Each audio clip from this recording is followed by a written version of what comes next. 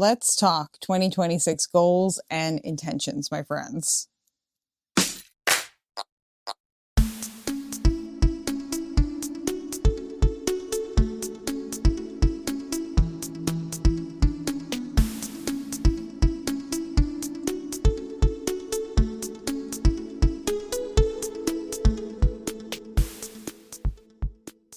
Hello, and welcome back to Running on Cape Cod, Massachusetts and beyond, and welcome back to your favorite local running community. I'm Juliana. Here we are. We are here today because it is the start of a new year, which means that, like most people, are setting goals and intentions for themselves, which I think is great and wonderful. I'm not usually a person who likes to set a lot of goals for myself, but I have some general goals that I want to set.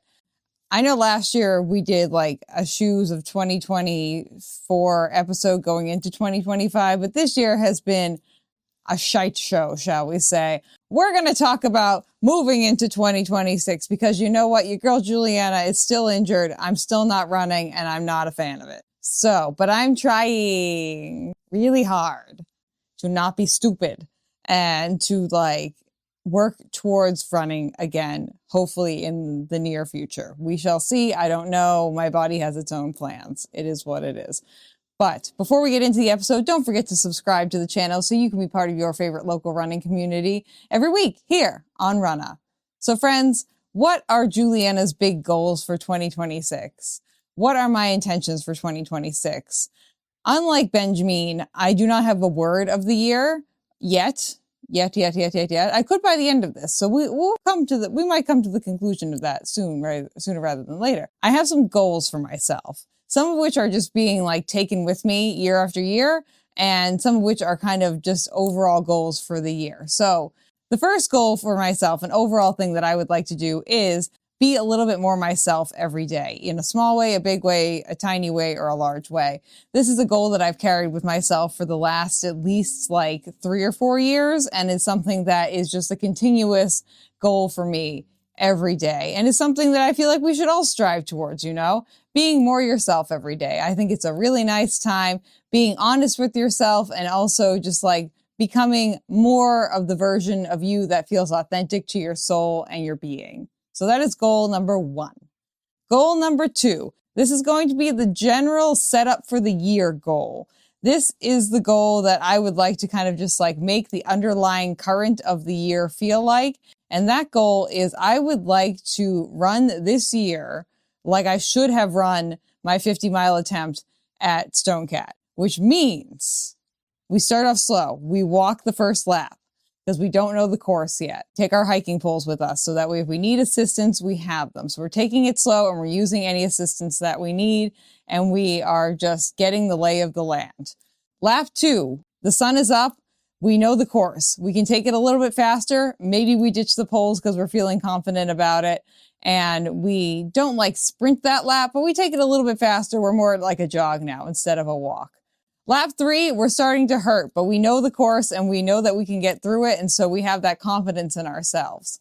Lap 4, we're going to finish strong and we are going to finish that race and finish that 50-mile attempt or finish out the year strong. So that's kind of what I would like to do. And I want to leave the year feeling like I worked hard, like I got a good workout in.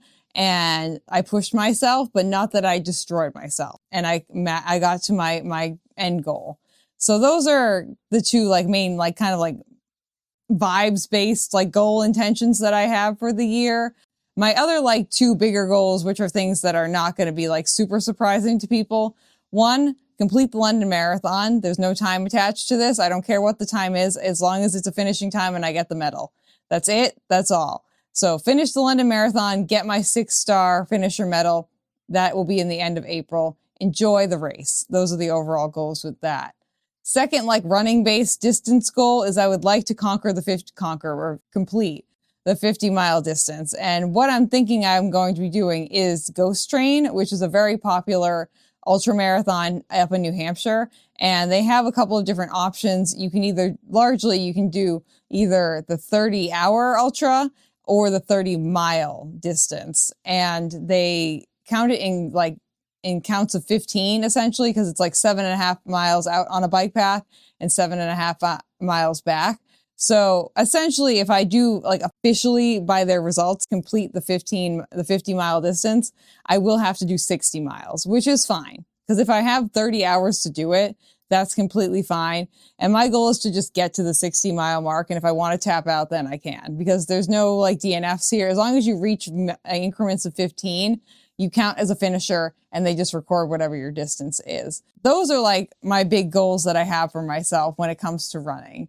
Healthcare wise, I hope to continue to be transparent with everyone on here. So that way, if you are dealing with things like that, I am dealing with like GI issues, muscle, bone, tendon issues, EDS, all those things, which I've been learning a lot about my EDS recently, and it's been a wild time, my friends. We're definitely going to do an EDS like recap episode at some point. So if you are someone who would like to see that, let me know. Let me know any questions that you have. You can put them down below in the comments. It's a real nice time, my friends.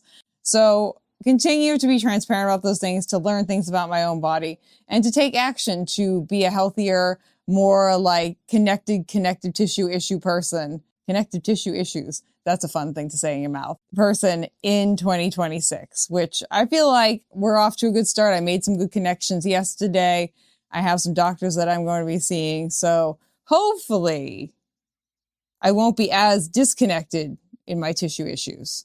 You know. And also Benjamin and I have started going to the gym, which is a real nice time. I think like this is what came to me at the beginning of the video, of like a mantra or like a single word attached to the 2026 intentions that I have. And that is one that I kind of started using when I was training for Stonecat, when I was like conquering, not really, when I was trail running more extensively. And that word is flow. So like flow like a river, just like flow through the year, like let the year kind of like there's going to be rocks in the river that we need to like go around and on top of, and like all these other things that are in the river that we don't anticipate, things that are dragging us along the bottom. But if we can just kind of adapt and flow through the river, then I think that that's a nice time. So flow, keep being myself every day, London Marathon, ghost train, run the year like I should have run Stonecat. We start slow and we end strong. Right. Okay, my friends, don't forget to subscribe to the channel. Let me know what you have for goals for 2026 and any intentions or words of the year that you have for going into the new year. So I will see you guys all in the next episode of Runna, and I hope you have a fabulous day, and I love you very much. Bye. Thank you for listening to this episode of Runna. This podcast is edited, hosted, and produced by me, Juliana Coughlin. Brought to you in part by the Falmouth Running Club and the Falmouth Community TV station. If you'd like to connect with us, you can find us on Instagram and on TikTok at runnapod, and you can send us an email at runnapod@gmail.com. And our original theme music was brought to you by the one and the only wonderful Jeffrey Hutton. And keep up the great work. I'm proud of you.